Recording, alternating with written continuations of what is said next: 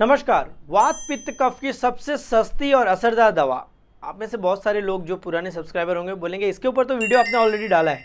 जी हाँ, डाला है। वात पित्त कफ की सबसे सस्ती और असरदार दवा में मैंने आपको 3 चीज़ें बताई थी। वात के लिए तेल था, पित्त के लिए घी था और कफ के लिए शहद था। राइट। अब ये शहद, तेल और घी, ये 3 आइटम तो हो गए। इसके अलावा भी आसानी से बहुत सारी अवेलेबल दवाइयाँ हैं जो कि इन दोषों पे बहुत अच्छा काम करती हैं। तो आज हम ऐसी और 3 चीज़ों के बारे में जानेंगे जो कि एकदम आसानी से अवेलेबल है और बहुत अच्छा इन दोषों पे काम करते हैं। तो वात के लिए कौन सी है, पित्त के लिए कौन सी है और कफ के लिए कौन सी है, जानेंगे आज इस वीडियो में।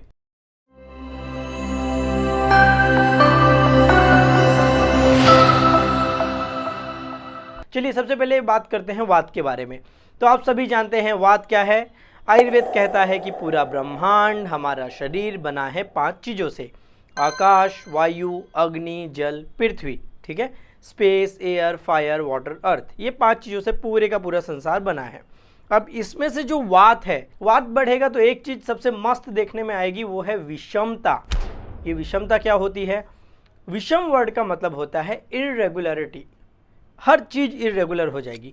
कभी भूख लगेगी, कभी नहीं लगेगी। कभी नींद आएगी, कभी नींद नहीं आएगी। कभी अच्छे से पेट साफ हो जाएगा, कभी होगा ही नहीं। कभी एक चपाती खा लिया तो भी भूख नहीं लगेगी और कभी 8-10 चपाती खा लेंगे तो भी भूख लग जाएगी। तो हर चीज़ में इरेगुलरिटी। दिमाग कहीं फिक्स नहीं होगा, हर चीज़ में हड़बड़ी रहेगी, ये करना, ये करना, ये करना, ये करना है, ऐसा वैसा। तो विचार बढ़ जाएंगे और हर चीज़ इरेगुलर हो जाएगी, अनस्टेबल हो जाएगी। बॉडी में ड्राइनेस आने लग जाएगा, शरीर कमजोर होने लग जाएगा, वेट लॉस होने लग जाएगा। ज़्यादा एडवांस कंडीशन में बढ़ गया तो पार्किंसन जैसी बीमारियां, घुटनों से खटखट आवाज़ आने लगने की इस तरह की तकलीफ, गर्भपात होने लग जाना, गैसेस बहुत ज़्यादा पास होना, ऊपर से नीचे से शरीर का काला होने लग जाना। आपका शरीर नेचुरल कलर का था, अचानक से कुछ हुआ, अब वो काला होने लग गया। ये लक्षण जो है वो टिपिकल वात प्रकोप का लक्षण है। कार्श्य कार्ष्णोक्त कामत्वम ऐसे करके उन आयुर्वेद में आया है। वाग्भट जी कहते हैं कि ठंडी बहुत लगने लग जाएगी, शरीर काला होने लग जाएगा, शरीर में कंपन होगी, ये सब वात के रोग होंगे। क्लियर। तो अब वात की सबसे अच्छी दवा तो एक तो तेल है कि भाई डेली तेल मालिश वालिश करो, खाने में तेल वेल यूज़ करो। एक और चीज़ इसके साथ ऐड कर सकते हैं, वो है श्रीफल। श्रीफल का मतलब हम बात कर रहे हैं बेल की, बेल के फल की। अब शंकर भगवान को जो भी फल चढ़ाए, जो भी पत्ते चढ़ाए जाते हैं, 3 पत्ते होते हैं जो शंकर भगवान के मंदिर में जाकर चढ़ाते हैं, उसमें जो फल उगते हैं, उस पेड़ में जो आप पत्ता तोड़ते हो वहाँ पे जो फल उगते हैं, उसे बेल का फल ऐसे कहा जाता है। ठीक, बेल का फल आपको मार्केट में आराम से कहीं भी मिल जाएगा। अब ये बेल का फल बहुत अच्छी दवा है वात को कंट्रोल करने के लिए। जी हाँ, खास करके जिनके शरीर में वात के बिगड़ने के कारण उनकी नसें कमज़ोर होने लग गई हैं, नींद नहीं आती है, दिमाग में विचार बहुत आते हैं, या ऐसे पेशेंट जिनका पेट खराब हुआ है और पेट खराब होकर दिमाग खराब होते जा रहा है। इसका क्या मतलब हुआ? मतलब समझो कि पेट का पाचन वाचन बिगड़ गया है, पहले सब कुछ ठीक था, अचानक से तकलीफ हुई, पेट की सबसे पहले तकलीफ चालू हुई, गैस होने लग गया, अपचन होने लग गया। तो ये पेट की पहले तकलीफ चालू हुई और उसके बाद अब दिमाग पे असर होने लग गया कि नींद नहीं आ रही है और दिमाग में हमेशा खटपट होते रहता है, इस तरह की तकलीफें हो रही है। तो ऐसे में बेल का फल बहुत अच्छा काम करेगा।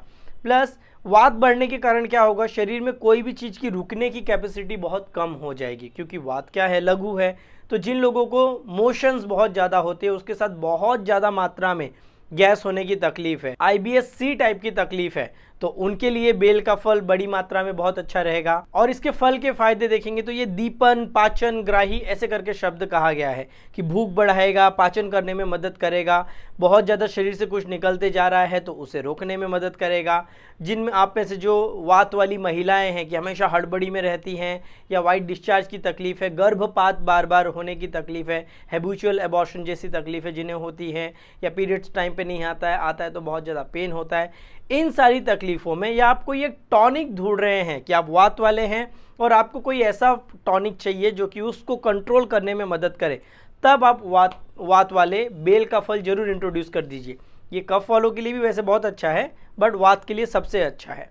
ये थोड़ा सा रुक्ष है नेचर में, तो इसके साथ आप घी ऐड कर सकते हैं। मतलब आधा चम्मच आपने बेल का पाउडर ले लिया, आधा चम्मच घी, या फिर कोई भी तेल आपके पास अवेलेबल हो, तिल का तेल हो, मूंगफली का तेल हो आपके पास, या फिर नारियल का तेल हो, किसी भी तरह के तेल में बेल के फल का पाउडर मिलाओ और खाना खाने के पहले सुबह शाम आप इसे लेना चालू कर दो। आप देखोगे कि वात की समस्याओं को कंट्रोल करने में बहुत अच्छा फ़ायदा मिलेगा। ये अच्छा खासा बल्य दवा है। बल्य मतलब जिन लोगों के शरीर की धातुएं एकदम ढीले होती जा रही है। अब कई लेडीज़ आती बोलती यहाँ का ना पूरा शरीर ये लटक रहा है या पूरा हर एक चीज़ शरीर में ढीला हो गया, लटक रहा है, जिसे शैथिल्य शब्द एक कहा गया है कि शरीर में हर चीज़ ढीले होने लग गई है। ऐसे टाइम पे ये बहुत अच्छे से टॉनिक देने का काम करता है। तो वात की समस्याएं हैं, बेल का फल चालू कर दो किसी भी तेल वाले या चिकने आइटम के साथ। आते हैं पित्त के ऊपर। अब पित्त का नाम सुनते ही हमारे शरीर में क्या याद आता है कि केवल गर्मी। पित्त मतलब केवल गर्मी नहीं, पित्त कॉम्बिनेशन है आग और पानी का, फायर प्लस वाटर, ये दो एलिमेंट कंबाइन होंगे तो आपके शरीर में पित्त बनने का काम होगा। ठीक, अब ये पित्त बढ़ जाएगा तो क्या होगा? वैसे तो नेचुरल पित्त आपके शरीर को कलर देगा, अग्नि देगा, भूख भूख, शार्प ब्रेन, ये सब देगा। ये ज़रूरत से ज़्यादा बढ़ गया तो क्या होगा? आपको गर्मी बहुत लगेगी, पसीना बहुत आएगा, अल्सर्स होने लग जाएगा, ब्लीडिंग जैसी समस्या होने लग जाएगी, जवानी में ही बाल सफ़ेद होना, जवानी में बाल झड़ने लग जाना, ऐसी तकलीफ, पुरुषों में इरेक्टाइल डिसफंक्शन होने लग जाना, लेडीज़ में बहुत ज़्यादा हैवी ब्लीडिंग होने लग जाना, या जिनको पेट की समस्या है तो बहुत ज़्यादा लूज मोशंस होना, पीले तरह का यूरिन आना, पीले तरह का मल निकलने लग जाना, रात में सोते समय हाथ पैर में एकदम आग जैसा जलन जैसा होना, दिमाग हमेशा उष्ण गर्म रहना, छोटी छोटी बात पे चिढ़ जाना, झगड़ा, गुस्सा, इसके लिए रेडी हो जाना, ये सारे के सारे आपको लक्षण कहाँ देखने मिलेंगे? पित्त में देखने मिलेंगे। तो इसमें जो सबसे अच्छी दवा काम करेगी, उसके पहले मैंने जस्ट कुछ दिनों पहले ही वीडियो डाला था, उसका नाम है दुर्वा। जी हाँ, दुर्वा, दूब, गणपति जी को जो चढ़ाई जाती है दुर्वा, वो इसमें बहुत अच्छा काम करेगी। हरे कलर की जो घास होती है आराम से कहीं भी मिट जाती है। जब गणपति जी का त्यौहार आता है तो उस टाइम पे तो हम दुर्वा डेफिनेटली चढ़ाते ही हैं। अब ये दुर्वा की घास का जो नेचर है, ये बहुत अच्छे से ठंडी है नेचर में। ठीक, दुर्वा शीत है और इसके गुण बताते हुए आयुर्वेद में इसे लघु स्निग्ध मधुर कषाय ऐसे बोले हैं कि हल्की है, चिकनी है, मीठी है, कषैली है, थोड़ी सी कड़वी है, सारे के सारी जो प्रॉपर्टी है वो पित्त को कंट्रोल करने वाली प्रॉपर्टी है। तो गर्मी से रिलेटेड, पित्त से रिलेटेड, हीट से रिलेटेड, अल्सर वल्सर, अल्सरेटिव कोलाइटिस, इस तरह की कोई भी गर्मी रिलेटेड अगर आपको शरीर में जब प्रॉब्लम हो रही है तब आप दुर्वा को जरूर इंट्रोड्यूस कर दीजिए। खास करके ऐसे लोग जिनको शरीर में ब्लीडिंग की टेंडेंसी है, कहीं से भी खून निकलने की जब प्रॉब्लम होती है तो उसमें दुर्वा बहुत अच्छा काम करेगी। इसके बारे में ऐसे भी कहा गया है, दुर्वा तु रक्त पित्त अग्नि, कि खून के अंदर किसी भी प्रकार की गर्मी बढ़ी हुई है और उस गर्मी बढ़ने के कारण आपको स्किन रिलेटेड प्रॉब्लम हो रही है, जैसे कई लोग बोलते हैं तो लाल लाल चकत्ते हो जाते हैं हमारे पूरे स्किन में, या बहुत ज़्यादा खुजली होती है।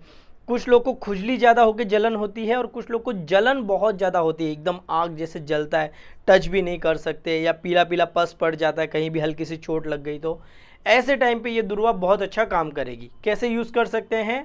आराम से आप दुर्वा का जो घास है वो ले आओ, या अपने आप घर वर पे भी उगा सकते हो। इसे लेके पीसो, थोड़ा सा पानी डालो, अच्छे से पीसो, निचोड़ के इसका रस निकालो। 20 से 30 ml इसका आप रस ले सकते हो मिश्री मिलाकर, या और ठंडा कॉम्बिनेशन करना है तो इसके अंदर घी मिला दो, मतलब दुर्वा का रस पी लो, 1 चम्मच घी ले लो, एकदम ही ठंडा ठंडा कुल कर देगा। पर ध्यान रखना कि बहुत ही ज़्यादा ठंडा कॉम्बिनेशन हो जाएगा, अगर सर्दी खांसी वासी होने लग जाए तो उस दिन के लिए स्टॉप करना, पर जब तक हीट है दुर्वा का प्रयोग पित्त वालों के लिए ज़रूर बनता है। और तीसरी दवा आती है तुलसी। जी हाँ, मैं तुलसी तेरे आंगन की, ऐसे करके गाना वाना भी था। यह है कफ के लिए कमाल की दवा। आपने बचपन में सुना भी होगा कि हमारे घर में जो दादी नानी माँ ये होते थे, ये क्या या होते हैं, ये क्या करते थे कि कभी भी सर्दी हुई तुलसी के पत्ते लिए, पानी में डाले, उबाले, उसमें या फिर पत्तों को लेकर पीसा, रस निकाला, शहद मिलाया और चटा दिया। क्यों चटा दिया? क्योंकि कफ को अगर कम करना है तो तुलसी सबसे अवेलेबल, आसानी से लगेगी, क्योंकि हर घर के बीच में तुलसी का जो पौधा है वो डेफिनेटली हम लगाते ही थे, तुलसी की पूजा करते थे। तो तुलसी के ऊपर मैंने ऑलरेडी वीडियो डाल कर रखा है, वो आप डिटेल्स के लिए देख सकते हैं। बट आपको कफ कम करना है। सबसे पहले कफ क्या होता है? तो जल और पृथ्वी, पानी और मिट्टी, पंच महाभूत का जो कॉन्सेप्ट है उसको मिला के जो भी बनेगा वो कफ है। तो आपके शरीर में जो भी सॉलिड चीज़ है, जो भी पानी वाली चीज़ है, वो सब का सब रिप्रेजेंट जो चीज़ करती है उसे हम शरीर में कफ कहेंगे। तुलसी के जो पत्ते या उसका नेचर होता है वो लघु रुक्ष उष्ण है, हल्की है, ड्राई है और गर्म है। परफेक्ट कॉम्बिनेशन, क्योंकि कफ क्या है, चिकना है, ठंडा है, इस तरह का है, इस तरह के उसके गुण हैं, तो तुलसी एक कमाल की दवा हुई। तो कफ रिलेटेड आपको जो भी तकलीफ याद आती है, दमा, ब्रोंकाइटिस, श्वास की तकलीफ, या फिर बहुत ज़्यादा कफ निकलता है, सूखी खांसी की तकलीफ होती है फिर भी, या जिन लोगों को बहुत ज़्यादा आलस आता है, सुबह उठने का मन नहीं करता, ऐसे लगता है बस बिस्तर पे डले रहो, कफ के कारण बॉडी में ब्लॉकेज होने लग गए हैं, ऑब्स्ट्रक्शन होने लग गए हैं। अब फैटी लीवर, पीसीओएस, इस जैसी समस्याओं को हम क्या बोलेंगे, तो आयुर्वेद के शब्दों में हम कहेंगे कफ वाले डिसऑर्डर है, कि कफ ज़्यादा मात्रा में बढ़ गया है, इसलिए इस तरह के ऑब्स्ट्रक्शन, ब्लॉकेज वाली तकलीफ़ें हो रही हैं। तो डायबिटीज़ है, एक्स्ट्रा मोटापा बहुत ज़्यादा है, आलस आती है, ठंडी बहुत लगती है, खुजली बहुत होने की तकलीफ़ है, डैंड्रफ बहुत ज़्यादा होता है, इन सारी कफ से रिलेटेड प्रॉब्लम्स में, या गले में हमेशा इस तरह की प्रॉब्लम्स होती है, तब आपको तुलसी का प्रयोग जरूर करना चाहिए। क्या कर सकते हैं, 15 से 20 पत्ते तुलसी के ले लीजिए, उसमें थोड़ा पानी डाल के उसे पीसिए और इसमें मिला दीजिए शहद, और शहद के साथ इसे आप खा सकते हैं। या तुलसी के 30 से 50 पत्ते लेकर 1 गिलास पानी में डालो, उबाल के 1/4 कर लो, और जब ये ठंडा हो जाएगा तो उसमें शहद मिलाकर आप इसे पीने के लिए यूज़ कर सकते हैं। तो कफ से रिलेटेड, चाहे वो आलस हो, डैंड्रफ हो, मोटापा हो, या बहुत ज़्यादा शरीर में बहुत ज़्यादा खुजली होती हो, ब्रीदिंग रिलेटेड प्रॉब्लम्स हो, कृमि वर्म्स के इन्फेक्शन हो, उन सारे के सारे प्रॉब्लम को कंट्रोल करने के लिए तुलसी बहुत अच्छा काम करती है। तो आयुर्वेद के कई वैद्य, हम नॉर्मली तेल, घी और शहद तो यूज़ करते ही हैं, पर वात पित्त कफ के लिए और भी कोई औषधियाँ ही सोचनी हो जो आपको घर पे डेफिनेटली रखनी चाहिए, तो वात वाले बेल, पित्त वाले दुर्वा और कफ वाले तुलसी जरूर रखिए। और कमाल की बात यह है कि ये जो तीनों दवा है, ये तीनों दोषों पे काम करती है, सभी लोग इसे यूज़ कर सकते हैं। बट वात की प्रॉब्लम ज़्यादा है तो थोड़ा सा तेल के साथ बेल, पित्त की प्रॉब्लम ज़्यादा है तो दुर्वा के साथ थोड़ा सा घी, और कफ की प्रॉब्लम है तो तुलसी के साथ शहद, ज़्यादा परफेक्ट कॉम्बिनेशन रहेगा। तो ये तो थी वात पित्त कफ की सबसे सस्ती और असरदार दवा पार्ट 2। और आप ऐसे कौन से टॉपिक पे वीडियोस देखना चाहते हैं, कमेंट करके ज़रूर बताएं। तब तक के लिए स्वस्थ रहें, मस्त रहें।